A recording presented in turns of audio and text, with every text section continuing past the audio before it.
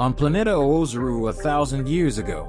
After Whis related explanation of how Goku and Vegeta will achieve the perfect Oozaru transformation, Whis ends up taking them to a completely unknown planet that was imperceptible even to the Scions who lived on planet Vegeta. The planet was in a very finished state, looking like nothing had lived in that place for a long time, and although Goku and Vegeta had just arrived on the planet, it was noticeable how much the Scions were surprised by the place. Guys, before continuing this epic story, leave your like, and of course, if you want to help the channel even more, leave your super thanks and help the channel financially, and of course subscribe to the channel so you don't miss any news. Vegeta said, "That's strange. I don't remember anything related to a planet called Planet Oozaru. Not even my father, who was the king of planet Vegeta at the time, told me anything about it. But even so, this planet is familiar," said Vegeta, who was in disbelief with the planet. Goku said, "This place is also very familiar to me. Even though I grew up on the land, I can't stop having this strange feeling inside me. It's really something very strange." Whis, who was accompanied by the two, just watched the two Scions without saying many words. He wanted to see their reaction when they saw more about this planet Oozaru. Goku and Vegeta still continued walking and exploring the planet that was practically lifeless, and when they least expected it, the two ended up feeling extremely powerful energies that were very close to them. And then, Goku and Vegeta are surprised by the arrival of several Oazarus. It was possible to see how developed these Oazarus were, as they had a larger stature and also a more mature appearance. Goku said, "Damn, Vegeta, are these giant apes like this without a full moon?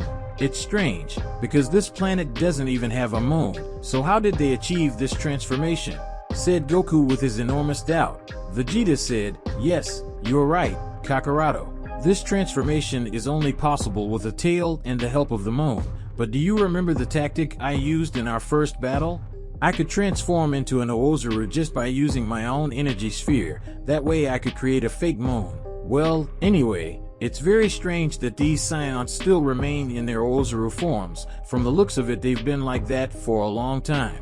Vegeta said thoughtfully. Whis, who was just watching the two, finally decided to butt in on the conversation.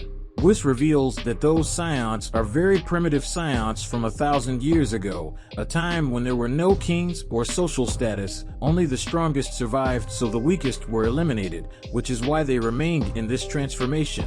Goku said, "I see, so they got stuck in these transformations, huh?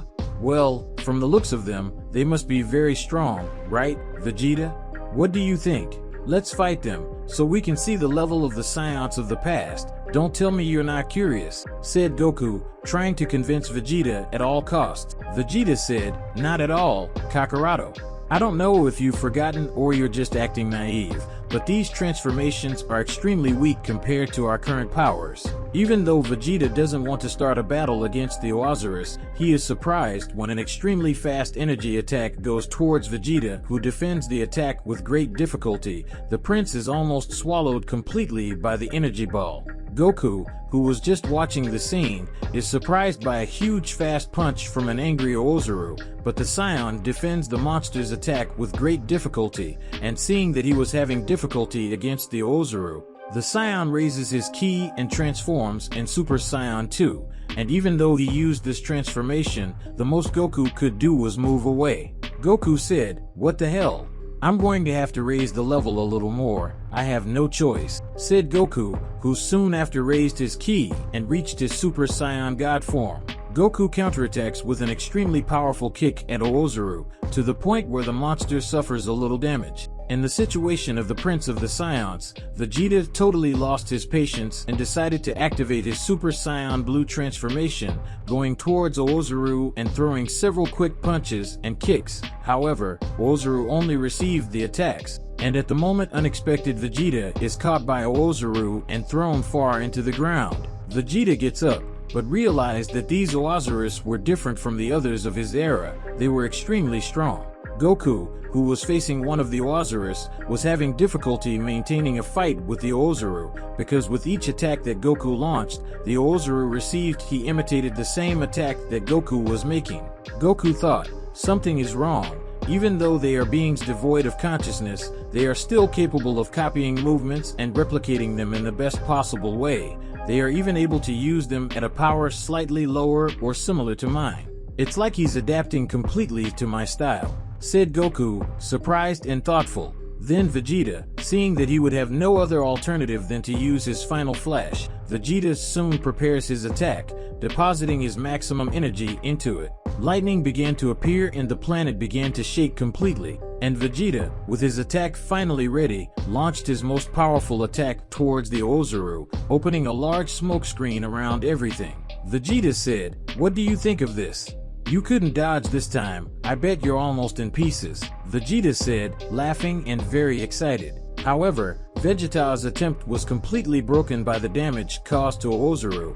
Even though he suffered Vegeta's most powerful attack, Oozaru just got up as if nothing had happened. Vegeta was in disbelief as nothing seemed to work. Whis, who was just watching, decides to trap the Oozaru in an extremely resistant barrier and, finally, he decides to explain the purpose of Goku's training and vegetates in that place. Whis reveals that the only way for both of them to achieve the same power as Broly is to have a tail. However, they no longer had a tail, but it was possible to get around this. You can embrace your wild and primitive side, just like these ancient Saiyans they did. They gave their souls completely to hatred and anger, leaving absolutely nothing behind, and that is what you must do. Vegeta said, "I see, embracing the primitive side, huh? When we, Saiyans, transform, we can assume consciousness and even communicate with other people, but these Oozaru have an extreme irrationality. It is something completely unique," Vegeta said seriously. Goku said, "These Oozaru are truly monsters. Not even Super Saiyan Blue is capable of stopping them. They can simply adapt to the opponent's style quickly and effectively without even being aware of it. They are true walking monsters," Goku said excitedly about this situation. Whis said, "Well, I recommend that you start training now. Otherwise you will never surpass Broly." "Well, I wish you both good luck. I'll just sit here and watch. I hope you make it," Whis said with a small smile on his face. And then Goku and Vegeta begin to close their eyes. They concentrate as much as they can and, over time, they come into contact with their emotions and their Saiyan side. Although they both wanted to become stronger, in practice this was much more difficult, as it was not easy to simply give in to hatred and anger, especially for Goku. But as the meditation progressed, they were able to see a small gap at the end of their memories, and then they discovered that it was the sleeping Saiyan spirit. They finally give in their hearts to hatred and anger, but even though they did, they knew they could come back soon, as the two were known for not giving up even in a practically impossible situation. After a short silence, it was possible to see Goku and Vegeta shaking their bodies. Their height had increased and their muscle mass was a little bigger, in addition to their aura being completely surrounded by a bright and wild green. Their hair was more spiky and aggressive due to the great aura surrounding them, and with that their transformation was finally complete. They had finally reached the legendary Super Saiyan. However, they both began to face each other, which intrigued one little Whis. But he just watches again and sees that Goku and Vegeta were getting closer and closer to each other, as if they saw each other as natural prey. Well guys, we've reached the end of part 2. What did you think? Did you like this story format? In your opinion, will Goku and Vegeta achieve Broly's legendary Super Saiyan transformation? Comment, please leave your feedback so I can bring more videos like this. And of course, don't forget to like and also subscribe to the channel. So guys, the video ends here until next time.